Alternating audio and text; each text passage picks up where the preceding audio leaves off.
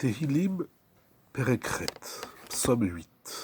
Lamnatseach halagitit mizmor le David.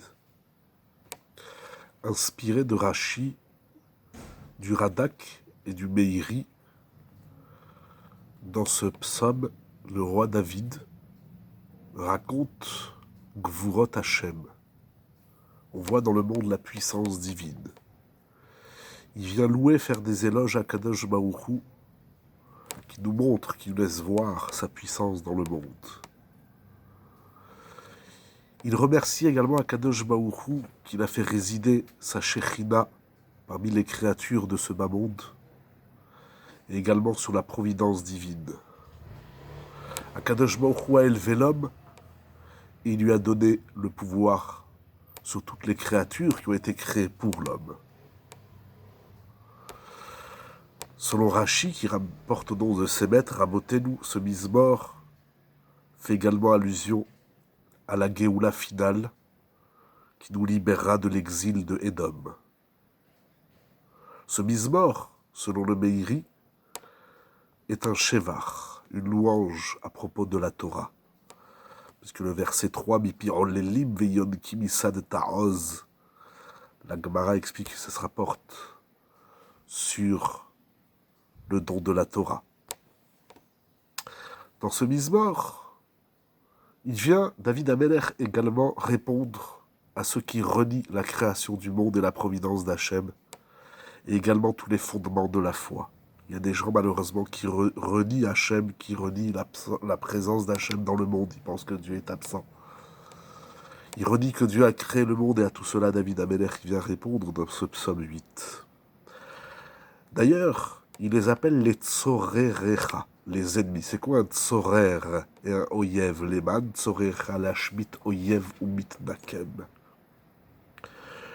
Nous avons ici trois termes qui décrivent ceux qui sont les ennemis d'Akadosh Baruch Hu, Kaviachol.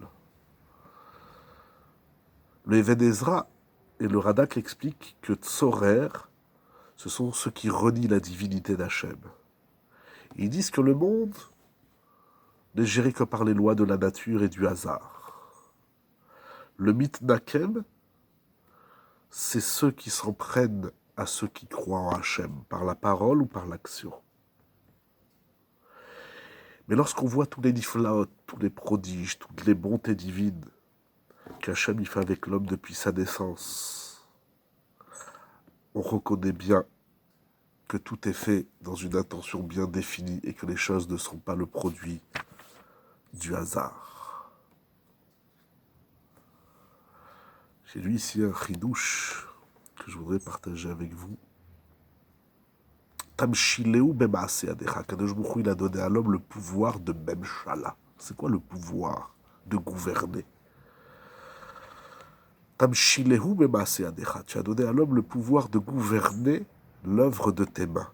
Il dit le Sfatemet, rapporté dans Tehilim Oz Ve'adar.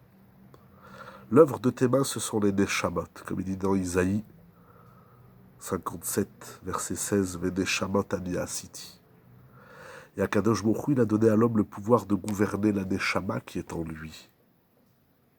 L'homme, il a la possibilité d'extraire les potentialités de la Neshama. C'est ça la Memshala, ça veut dire on a le pouvoir de mettre en œuvre les korotes enfouies dans la Neshama.